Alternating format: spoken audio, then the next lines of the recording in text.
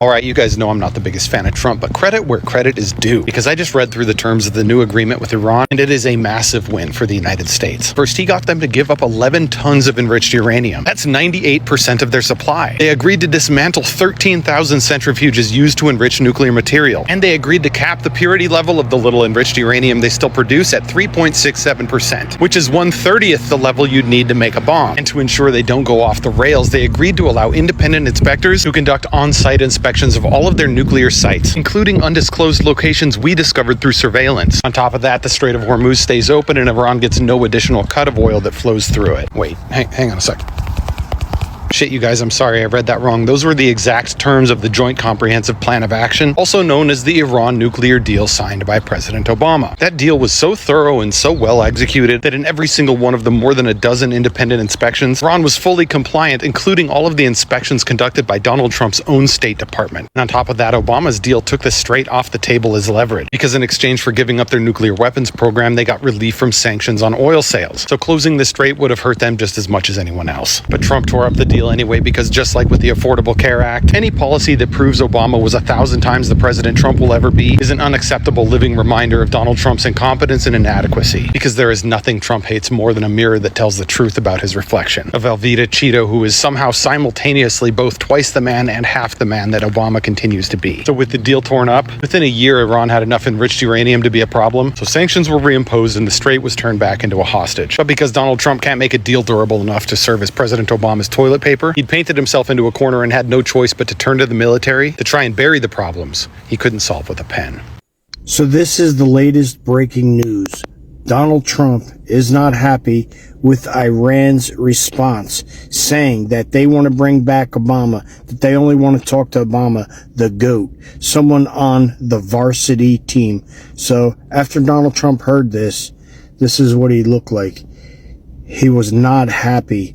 And I have Obama's response. It's so good. I got a photo of him when he was learned of this, what Iran wants. Here we go. I'll get it. Now, this is Obama's response after he learned that Iran wants to deal with only him, the GOAT, the go-to guy, and that he's on the varsity team and not Pee-wee football. So here we go. I think it's hysterical. Look at his response. It is so good. Way to go, Obama, and we will see you hopefully for a third term. And yes, it'll be really interesting to see what happens with Obama and possibly Iran negotiations. Awesome. There you go. He's smiling.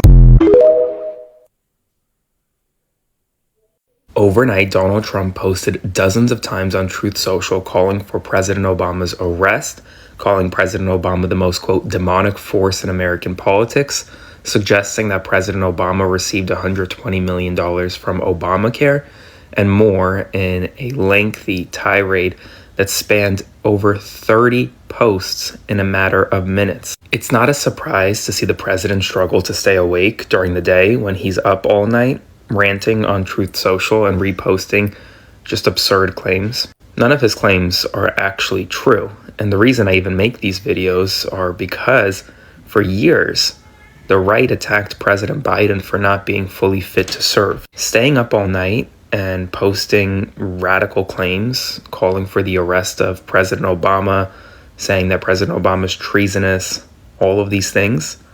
I mean, that is, any media personnel should look at that and say, that's not fully fit either. And this is not a just let Trump be Trump moment. Presidents should be held to a higher standard. Spread the word, follow for more.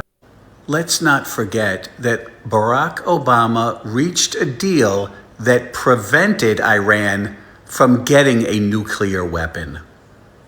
Trump ripped that deal up.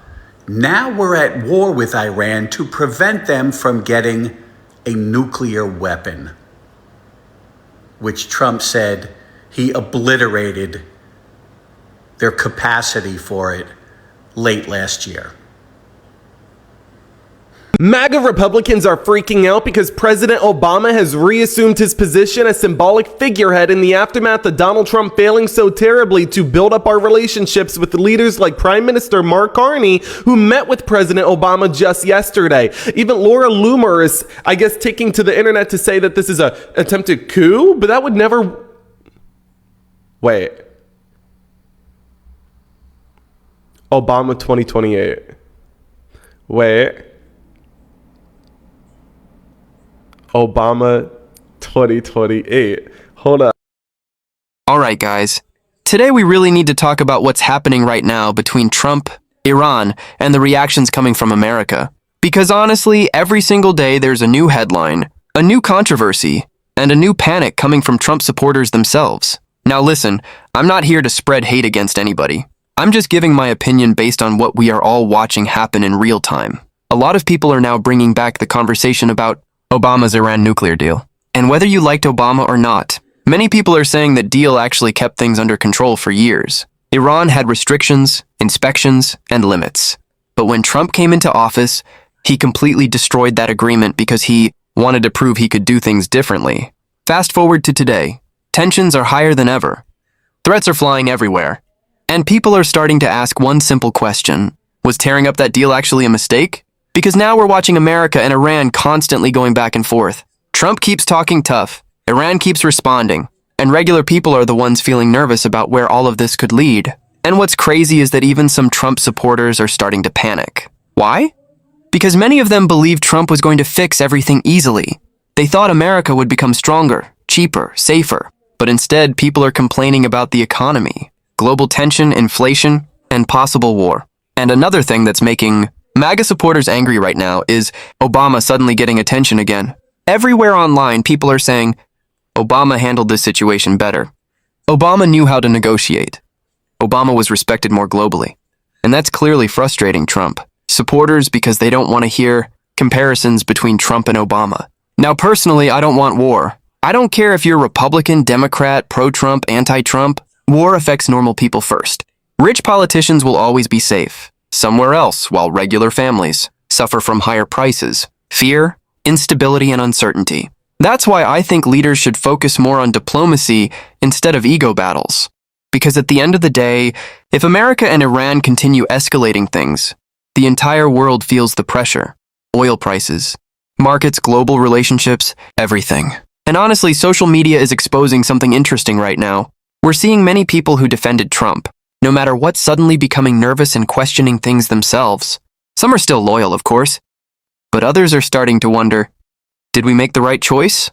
And that's why this topic is exploding online. But hey, that's just my opinion. I want to know what you think. Do you think Trump handled Iran better? Or do you think Obama's deal was actually smarter? Drop your opinion in the comments. Let's talk about it respectfully.